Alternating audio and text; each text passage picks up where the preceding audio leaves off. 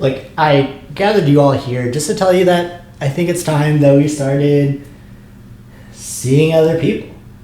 I know, we've been through a lot, but quite frankly, you're not good for me anymore. I hurt myself when I'm with you, and I just can't put myself through that anymore. What do you mean? When's the last time I bought any pair of running shoes? I don't see how that's relevant. That's not relevant to this discussion. Look, I'm just trying to tell you guys that we need to part ways, okay? I know we've been through some good times, we've been through some bad times, but frankly, it's hurting me too much to keep on with this. You remember Cliff Drive? That 20-miler we did to Waldo and back? We've been through a lot. Remember the marathon when I thought I was gonna die? Look, I'm sorry it's had to come to this, but I just can't do this to myself anymore. It's not you. It's not you. You guys did the best that you could. I asked a lot out of you. You've given me a lot over the years, but quite frankly, it's just not cutting it anymore. Like, look, you're beating down. You're beaten down. You know, you're past your prime, and I just need to go in a different direction. So thank you guys for meeting me here today, but this is it. It's over. Hi everybody, welcome back to the Running Through It podcast YouTube page. My name is Justin, and I didn't gather all these shoes here to break up with them, although a couple of them, I guess. I was going through my shoebox, and I thought it'd be a good time to talk about my favorite shoes, some of the shoes that I'm running currently, and some busts that I've had along the way. I have some favorites. Talk about my general shoe philosophy, what works best for me. I like something with a little bit lower heel to toe drop, something with a little bit more kind of action to it. So even though the Rebels aren't a 4mm, it has a lot of toe spring to it, which works really well for me. I've had some shoes over the years that don't quite fit that mold, that I haven't necessarily liked as much. Let me see. Yes. So the Cavu, it's a 6mm drop, but it's just too much shoe, not enough responsiveness for me. Something like the CloudSwift. This is one that I like okay enough. It just has a little bit too wide of a heel. Anyway, I want to kind of go into shoe by shoe, things that I've liked. I want to start with my favorites though. So my all-time favorite shoe in the history of shoes is the Saucony Freedom. So the Freedom, even if this is the last model, they have a new model out now. It's 4mm drop. The nice thing about Saucony is it's 4mm, 8mm. You always know what you're getting. And it's the Everrun foam. So it's just really responsive. You get that soft feel, but you can also turn over pretty quickly. So this is a shoe that I worn for many long runs, and I actually raced a little bit longer races than them too. It's a little bit heavy for that, but on races I'm not trying to PR in, I like it a lot. So that's a shoe right now that's in my arsenal.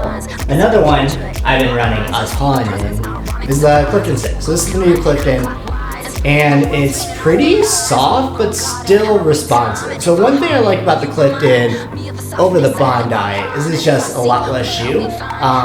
Running the Bondi, sometimes I don't have the turnover that I want to have, because it just, you know, it's your prototypical Hoka. It's nice, it's heavy, but a ton of cushion. And even though it's a little bit lighter than you would expect, it's really hard to have any sort of turnover with this bad boy. So this is for long runs, recovery runs where you just don't want to run fast at all. But the Clifton, I mean, it's still a bulky shoe, but there's just a little bit less to it. So the midfoot isn't quite as full as what you get on the Bondi. This shoe is pretty well loved, but still has some life in it. Looking forward to many good miles. Let's get into some other shoes that are in my inventory. So the other one in my rotation right now, I'm rotating between 3 shoes at the moment. The Freedom, the Clifton, and the new 1080s. The New Balance 1080 is probably my favorite newer shoe I've had over the years. Typically in the past, I haven't run in 1080s because it's a little bit higher heel to toe drop. And in the past it's been a little bit too stiff for me, and I don't like that feeling. With the new 1080s and the new fresh foam that they used in it, it's a lot softer than it has been in the past, and it has a little bit more toe action than it has in the past too. That's something that worked out really well for me. I also like, and I have a couple other New Balances that I'll show off in here in a second that I actually did a video on, but I will post my 5280, my Rebel review down below. But one thing that I'd like going forward that they've done with other shoes based off the 5280 design is that heel counter, and it kind of like grips your heel. Like, one thing I didn't like about the Swift is that heel is just so wide, but the 1080, my heel is really narrow and it just grips my toe, or grips my heel really well. It has a pretty stretchy toe box, a little bit narrower in past models, so if you've been a 1080 person in the past, it's a different shoe. It's not quite the same. A little bit wider in the toe box, or a little bit narrower in the toe box, but just has that nice like stretchy material that has a lot of give. Because my foot sometimes is a little bit hard because it's narrow heel, wide toe. Or narrow heel, wide toe box. I need some other things. Moving on to some shoes that still have some miles in them that I'm not ready to get rid of. So this is the old model of the Saucony Kinvara. This one is at the end of its life cycle. I actually ran my marathon in this shoe.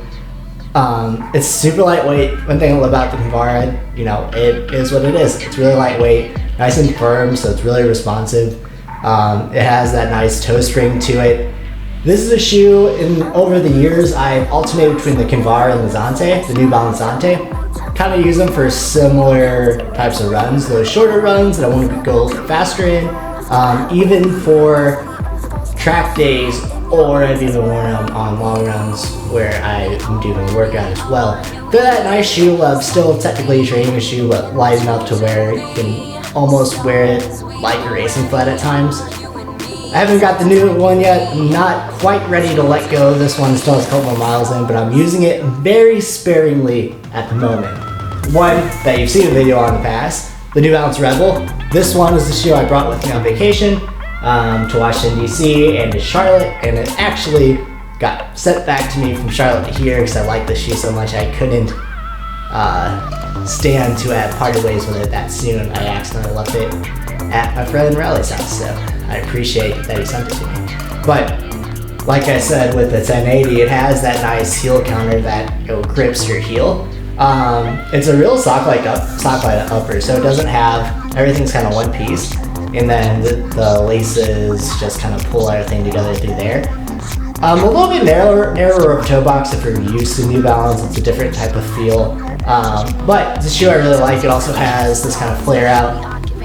It's a nice racing flat, something I've liked a lot. Like, if you watch that video, it's really stiff. It's not quite as stiff as it was in that video because I put some miles on it. But it's a shoe I really like, especially for faster runs. This is actually, if I train for a marathon next year, not knowing what things are like right now, this is going to be my main long run or even racing shoe. I'd probably race the marathon with this if I don't want to go with like the Carbon Rock or the Endorphin or the Next Percents. Speaking of Next Percents, you've seen this bad boy, 5280. I wish I had more opportunities to run in it because I like the shoe a lot. Like I said in that review, it feels like a Spike just with a little bit more cushion to it, and it's that nice BBX foam that's super responsive. I wore it for some strides, I wore it for that video, and I wore it for the Navy Mile, and those are the only 3 times I've been able to wear it.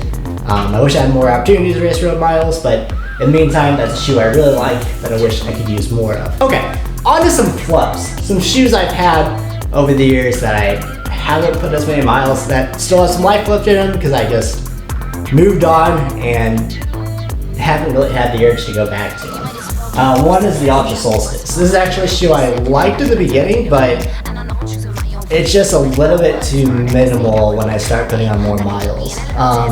Typically I like something with a little more cushion to it, so compared to the Altra Escalante, which is a shoe I really love, it's just not quite enough shoe for me. As much as I want to embrace it, it's just a little bit hard. Something that I would love to use more on shorter runs, on shakeout runs, things like that, because I feel like I can handle a little better in that case.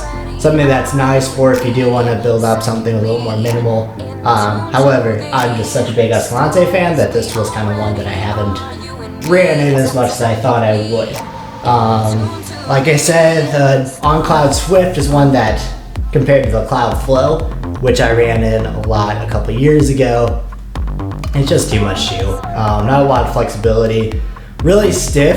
It has that kind of meta rocker design to it, but it's just, there's something missing with this shoe. I can't quite put my finger on it, but it just does not feel very responsive when you're out running in it. So this shoe has some miles left in it. I've used it for other things because I'm just trying to wear it without running in it.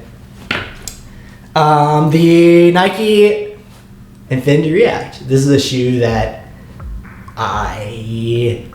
Chris, who has co-hosted the podcast with me before, he loves this shoe. It's a little bit too much for me.